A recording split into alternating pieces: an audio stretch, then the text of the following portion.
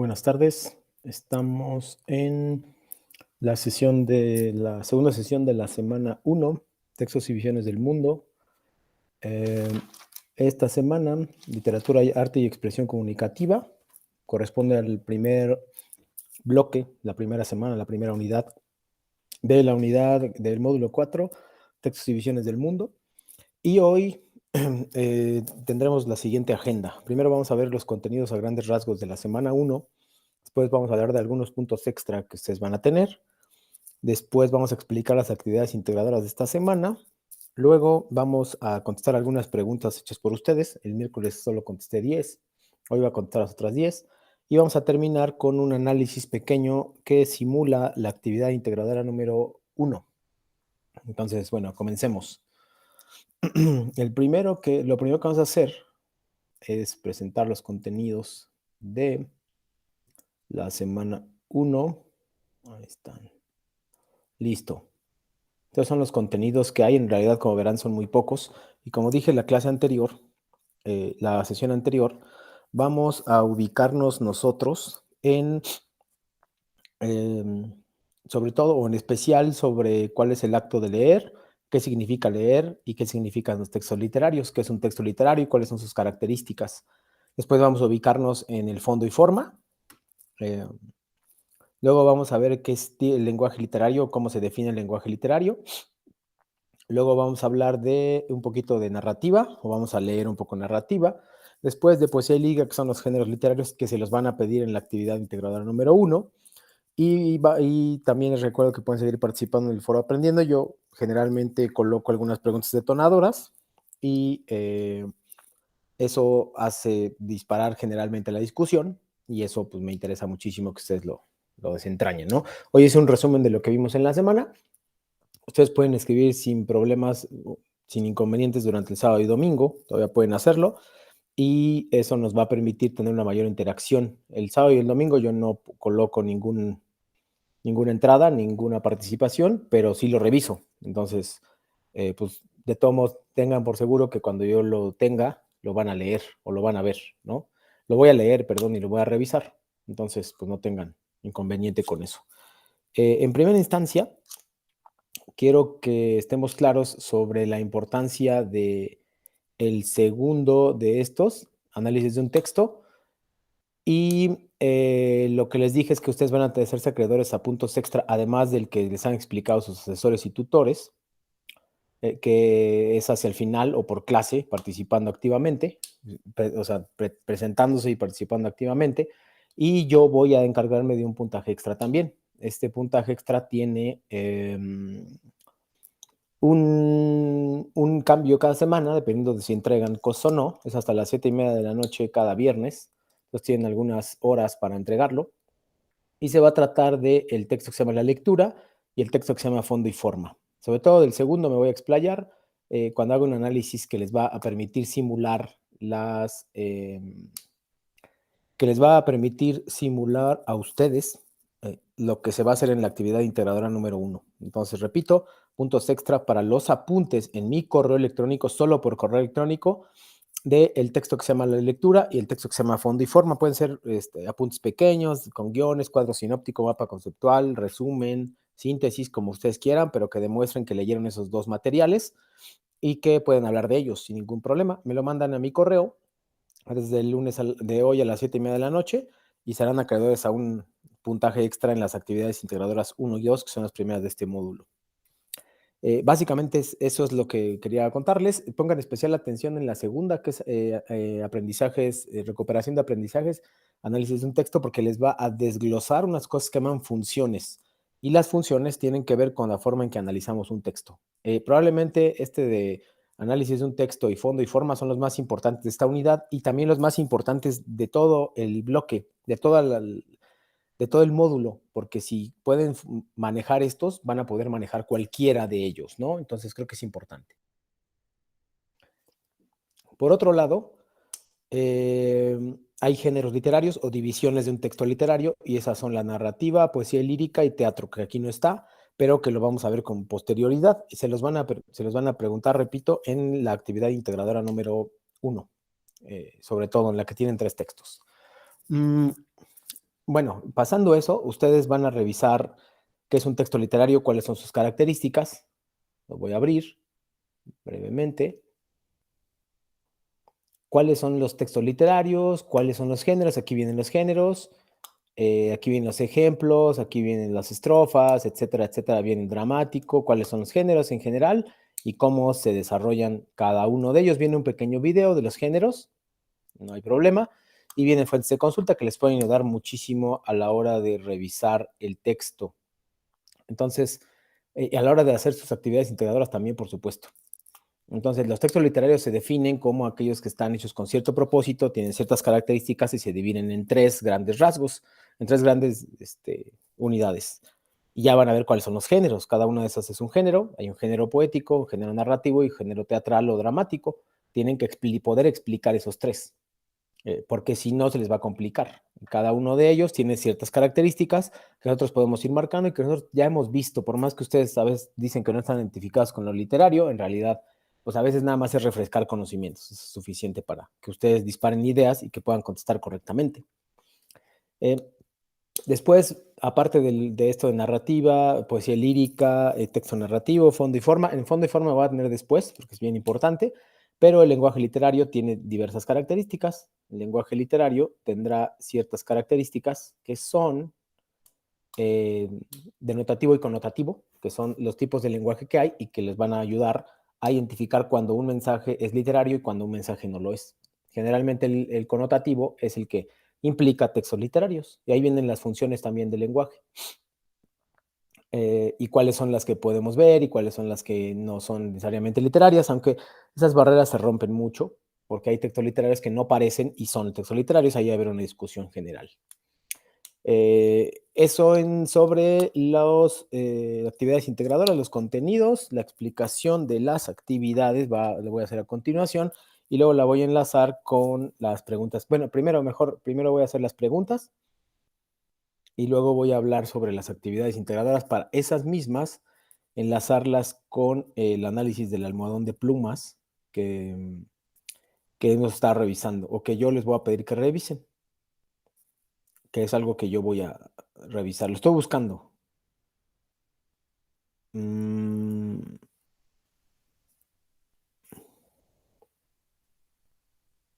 Aquí está. Dice, me quedé en el 10. El 11 es cómo distinguir qué es un texto narrativo. Texto narrativo son aquellos textos que están escritos a renglón seguido, que cuentan una historia, que tienen un narrador y que tienen un planteamiento, un desarrollo y un desenlace. Los puedes distinguir así a simple vista porque tienen todo el renglón y un poema no lo tiene.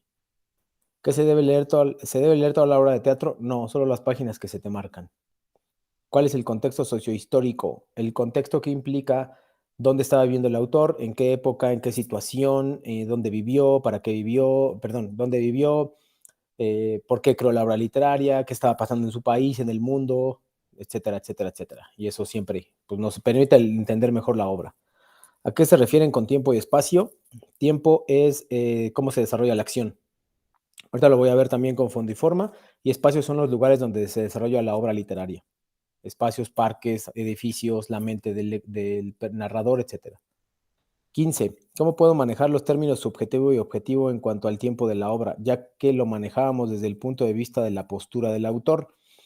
Es lo mismo, si lo pones así como punto de vista objetivo, es sobre un personaje, objetivo es desde un personaje, desde un narrador que ve a todos, subjetivo es solamente desde la perspectiva de un personaje. ¿Cómo se identifican los personajes en un texto lírico? No, no los hay, lo expliqué en la clase anterior, solo hay un sujeto lírico o yo lírico, que es aquel que enuncia el poema, pero no hay personajes como tal. 17. Conocer más sobre fondo y forma, pero también sobre contexto. Ahora lo voy a explicar. En la actividad 18, en la actividad integradora número 1 se refiere con acción. Acción son aquellas, es decir, acción son lo que sucede en el planteamiento, en el desarrollo, en el clímax y en el desenlace. ¿Qué sucede en cada momento? Con una historia normal, vamos a ver cuál es el planteamiento, cuál es el clímax, cuál es el desarrollo y cuál es el desenlace. Lo vamos a desglosar. Esos 4 momentos que acabo de marcar son la acción. Y último, me confundo con lo que es espacio y tiempo. No sé si tiempo se refiere al tiempo en que está escrita la obra o al tiempo en que fue escrito, pues es lo mismo, de hecho. El tiempo puede ser subjetivo u objetivo, ahorita lo voy a explicar también con la parte de forma y fondo. Y sí, se refiere en especial al tiempo en que está escrita la obra, pero sobre todo al tiempo que es presente, pasado y futuro en que se está narrando. Lo que tú dices, el tiempo en que está escrita la obra es el contexto histórico. Entonces, pues es mejor que nos identifiquemos ambos con los tipos de tiempos que hay. Em, por otro lado, yo considero importante que revisemos un ejemplo que estuve buscando. Es un texto, es un cuento muy clásico, dura 10 minutos, voy a poner el video. Es un cuento de Horacio Quiroga que se llama El almohadón de plumas. Es un cuento fantástico, de terror, de principios del siglo XX, o sea, hace mucho tiempo. Y luego, después de que lo ponga, voy a explicarlo en función del fondo y forma. Entonces, pues lo voy a poner a continuación.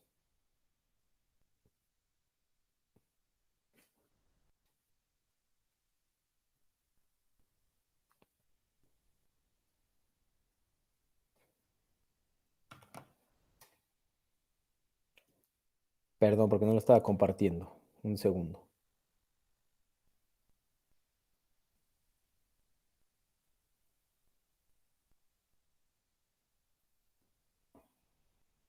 Me parece que ahora sí.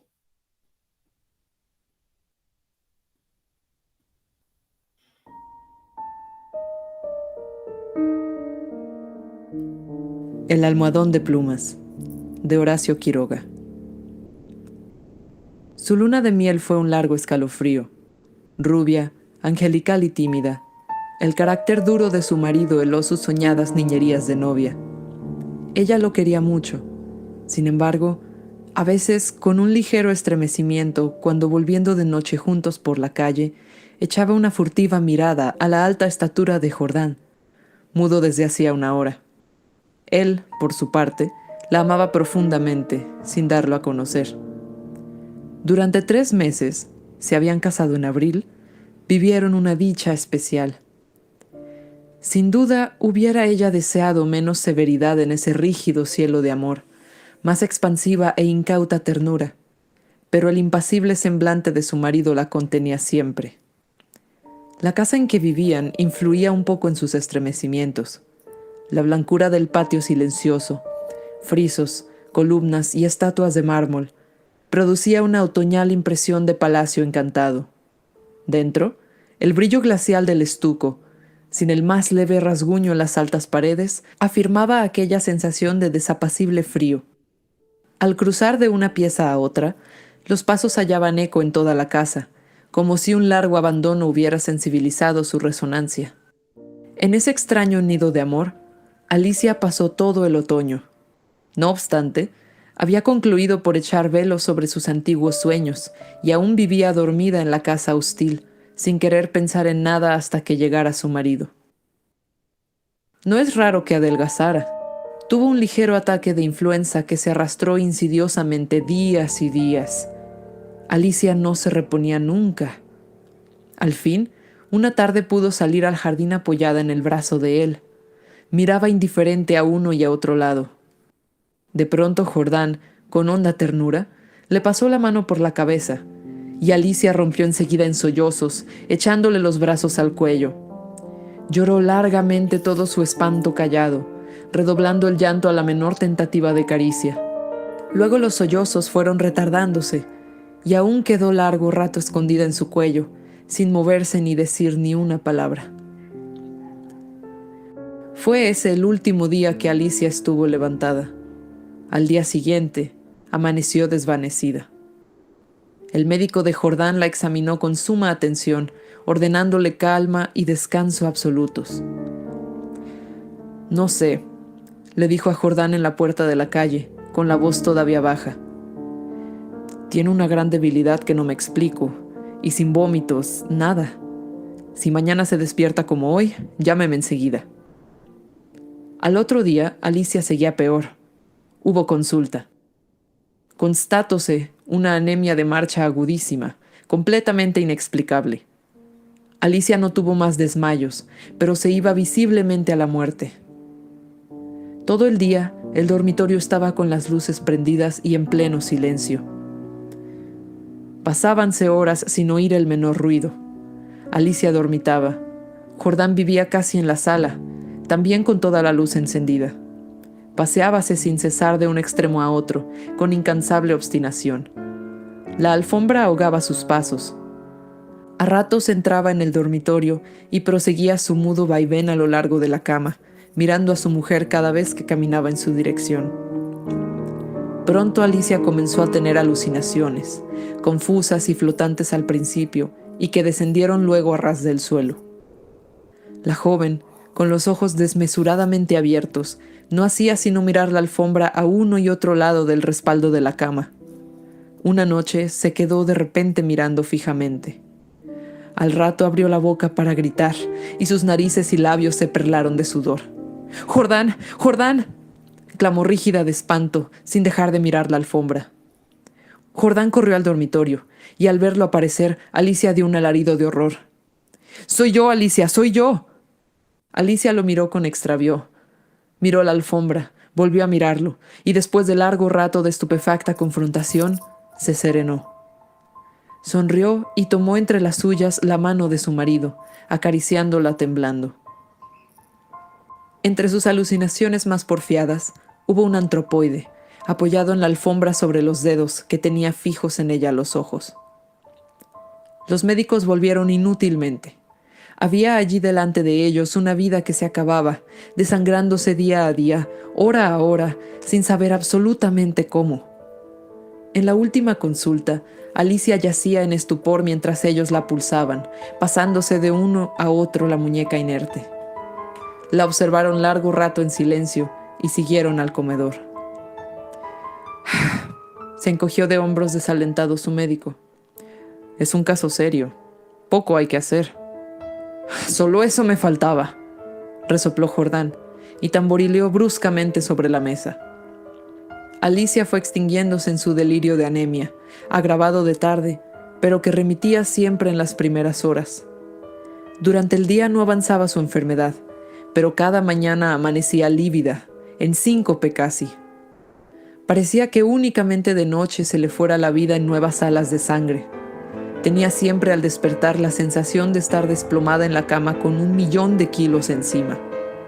Desde el tercer día, este hundimiento no la abandonó más. Apenas podía mover la cabeza. No quiso que le tocaran la cama, ni aun que le arreglaran el almohadón. Sus terrores crepusculares avanzaron en forma de monstruos que se arrastraban hasta la cama y trepaban dificultosamente por la colcha. Perdió luego el conocimiento. Los 2 días finales deliró sin cesar a media voz. Las luces continuaban fúnebremente encendidas en el dormitorio y la sala. En el silencio agónico de la casa, no se oía más que el delirio monótono que salía de la cama y el rumor ahogado de los eternos pasos de Jordán. Alicia murió, por fin. La sirvienta, que entró después a deshacer la cama, sola ya, miró un rato extrañada el almohadón. «Señor», llamó a Jordán en voz baja, «en el almohadón hay manchas que parecen de sangre». Jordán se acercó rápidamente y se dobló a su vez. Efectivamente, sobre la funda, a ambos lados del hueco que había dejado la cabeza de Alicia, se veían manchitas oscuras.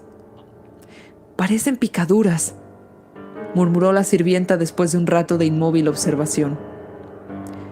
«Levántelo a la luz», le dijo Jordán.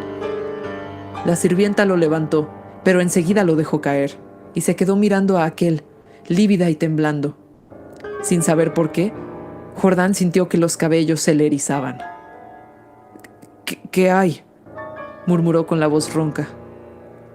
«Pesa mucho», articuló la sirvienta sin dejar de temblar. Jordán lo levantó. Pesaba extraordinariamente. Salieron con él, y sobre la mesa del comedor, Jordán cortó funda y envoltura de un tajo. Las plumas superiores volaron, y la sirvienta dio un grito de horror con toda la boca abierta, llevándose las manos crispadas a los bandos. Sobre el fondo, entre las plumas, moviendo lentamente las patas velludas. Había un animal monstruoso, una bola viviente y viscosa. Estaba tan hinchado que apenas se le pronunciaba la boca. Noche a noche, desde que Alicia había caído en cama, había aplicado sigilosamente su boca, su trompa, mejor dicho, a las sienes de aquella, chupándole la sangre. La picadura era casi imperceptible.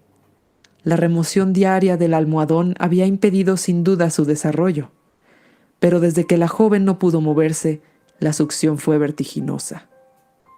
En 5 días, en 5 noches, había vaciado a Alicia. Estos parásitos de las aves, diminutos en el medio habitual, llegan a adquirir en ciertas condiciones proporciones enormes. La sangre humana parece serles particularmente favorable. Y no es raro hallarlos en los almohadones de pluma.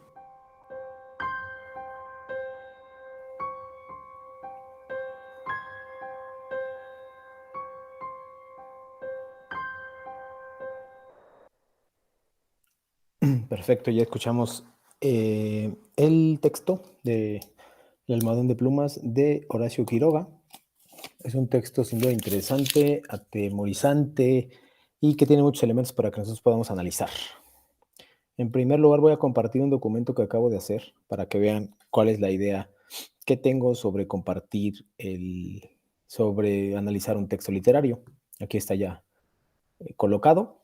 Dice fondo, lo que no se ve, lo dividí en dos, fondo y forma. ¿A qué me refiero? A que me basé en este documento que les he insistido que revisen, fondo y forma.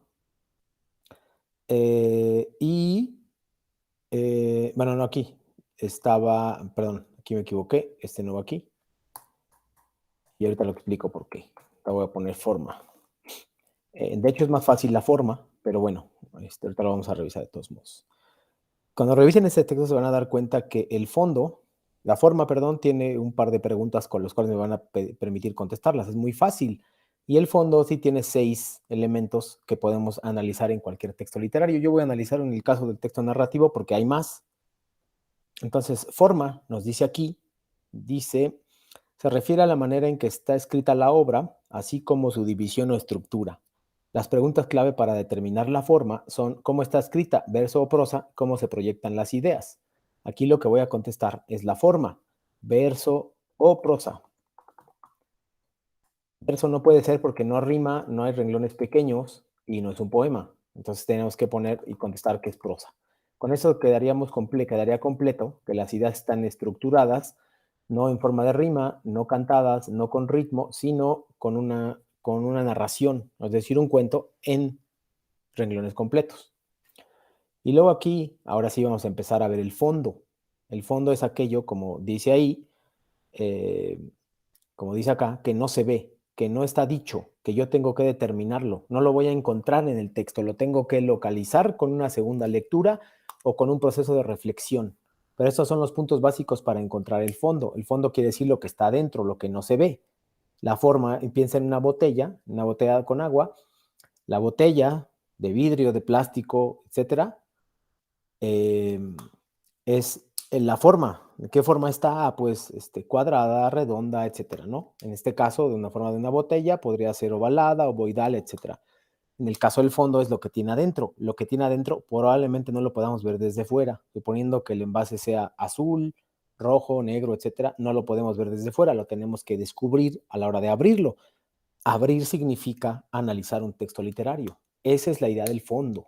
Entonces, pues para revisarlo bien, vamos a analizar del almohadón de plumas. Lo voy a revisar. Más bien, ya lo revisé, ya lo leí, ya lo escuché. Lo que voy a hacer es contestar los ejemplos, como en las actividades integradoras 1 y 2, que expliqué en la clase anterior. Y que en este caso, este documento les va a servir para la primera de ellas. Es decir, para...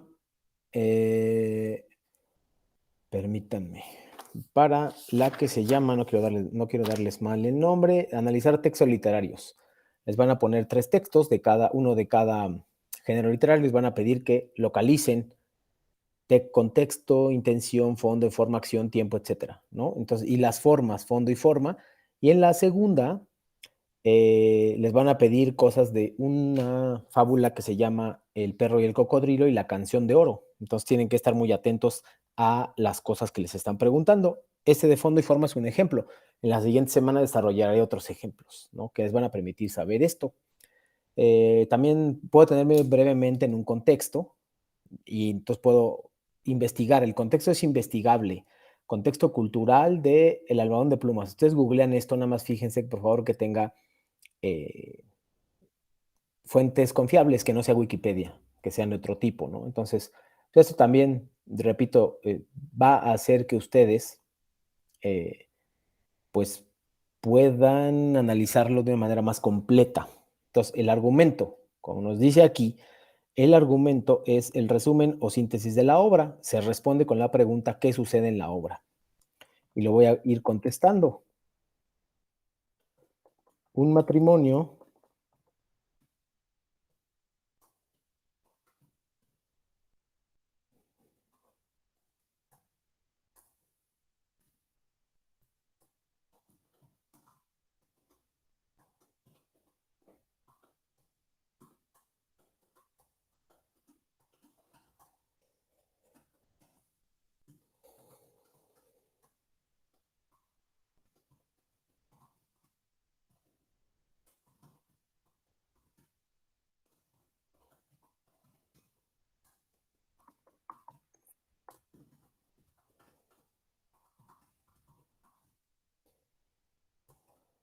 podemos resumir así.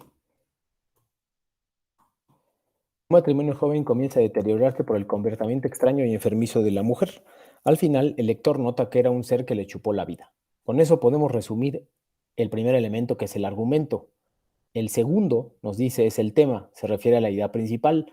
Se puede conocer con la pregunta ¿cuál es la idea central? ¿Cuál es la idea central aquí? Aquí puede ser el amor, la desatención, el miedo, la sorpresa, siempre y cuando sean temas generales, pueden ser los celos, pueden ser la venganza, puede ser cualquiera de ellos. Ustedes eligen siempre y cuando puedan justificarlo. Si no lo pueden justificar, mejor no lo pongan. Pongan algo que puedan justificar a partir de su lectura. No sé, si yo considero que es el desamor, haz de cuenta, hagan de cuenta. Les dejo el desamor y listo, ¿sí? Ya estaría completo el tema. La acción, hechos que suceden en una obra, se agrupan en tres momentos: exposición, nudo y desenlace. Acción, lo voy a dividir, lo subdividir. Exposición, un matrimonio regresa de su luna de miel. Perfecto. Luego de exposición sigue nudo. La mujer enferma cae en cama, agoniza y muere. Y desenlace, el nudo es la parte más importante de la obra. Y el desenlace, la mujer muere y notan que un ser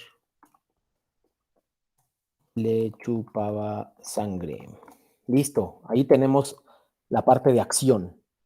Después, tiempo. Tiempo nos dice que es la duración en la que se presentan los hechos. Puede ser subjetivo o cronológico. Aquí puedo ponerlo como doble, tiempo subjetivo o cronológico. El subjetivo es aquel que el objetivo cronológico, perdón, es el mismo. Puede ser que transcurre para todos, no sé, 2 semanas, un día, 12 horas, etcétera. Ese es el tiempo, el tiempo objetivo, perdón. Es el tiempo objetivo o cronológico. Y el tiempo subjetivo o psicológico es aquel que está en la mente del personaje. En este caso, no vemos eso. Vemos a veces cómo el narrador nos cuenta lo que sucedió, pero en realidad no. Si hubiera si el cuento fuera solo de la mente, por ejemplo, de la mujer que está postrada en la cama, entonces diríamos tiempo subjetivo del personaje femenino. Listo. Sí, con eso tenemos el tiempo. Después, el espacio. El espacio sería donde se desarrolla la historia. en la luna de miel el principio. Después, en la casa de ellos, del matrimonio. Listo. Los personajes, esposo, aquí tienen que poner esposo, esposa, em, la criada, que en ese momento se le llama, mujer de servicio, como ustedes quieran. El esposo es el... Tienen que decirme qué función cumple en la historia.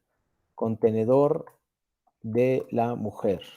Él no puede salvarla. Esa es su función. Observar y ser impotente ante lo que pasa y no entiende.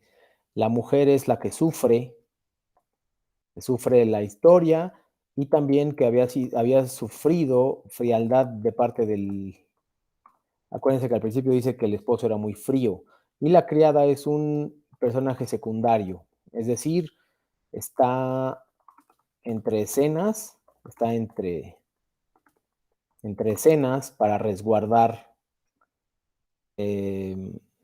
para darle equilibrio, está entre escenas, favorece la acción, pero no tiene mayor importancia en eso, salvo que al final se da cuenta de que había un animal que le estaba chupando la sangre.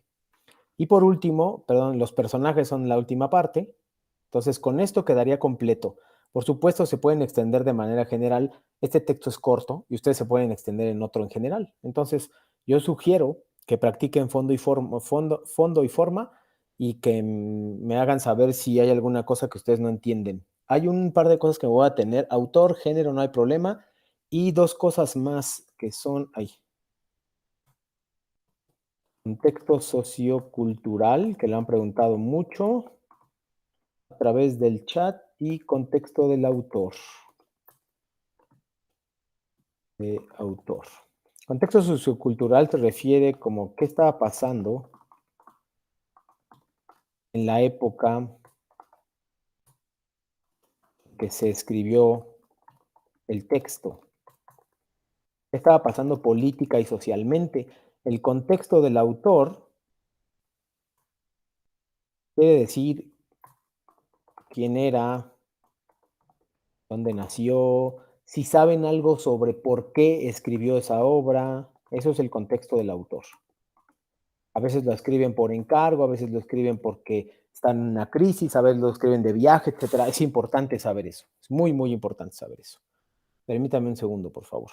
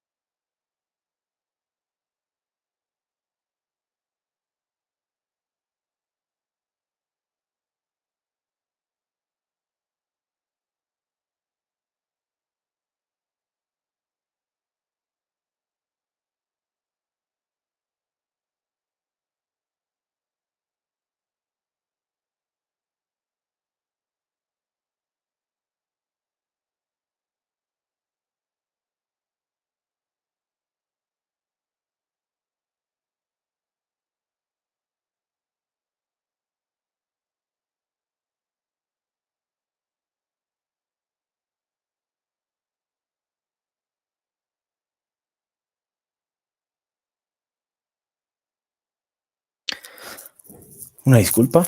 Ahora sí, continúo. Con esta última parte, de hecho. El contexto sociocultural, repito, perdón, el contexto de autor es quién era, dónde nació, por qué escribió esa obra. Todos aquellos datos que nos sirvan para identificar datos adicionales o elementos adicionales del fondo y la forma para presentar mejor un texto literario, para saber, para poder explicarlo y por lo tanto interpretarlo. Estos en general son preguntas que ustedes se van a hacer. Argumento, tema, acción, tiempo, espacio, personajes, intención, contexto, contexto de autor, género, etcétera, ¿no? Todos estos son elementos en los cuales ustedes están haciendo ya un análisis profundo del fondo y la forma de un texto literario. Entonces, pues hice un análisis rápido de El Almohadón de Plumas de Horacio Quiroga, les puse el audiolibro y ahora, que tengo un error sociocultural. Y con esto terminaría la sesión de hoy. Una vez que se ha hecho el análisis, una vez que se ha completado las actividades integradoras y una vez que he explicado a grandes rasgos los contenidos generales, y recuerden que todavía tienen algunas horas para entregarme su trabajo, sus apuntes del texto que se llama La Lectura y el texto que se llama Fondo y Forma. Cuando ustedes entreguen esos dos, serán acreedores a un adicional que será puntos extra en las actividades integradoras número 1 y 2, ¿vale? Pues nada, mucho gusto, muy buena tarde. Si tienen dudas, por favor, escríbanme al chat o al correo. El fin de semana también lo reviso y les estaré contestando en un plazo un poco mayor, pero estaré contestando. Muchas gracias, mucha suerte y los veo la próxima semana.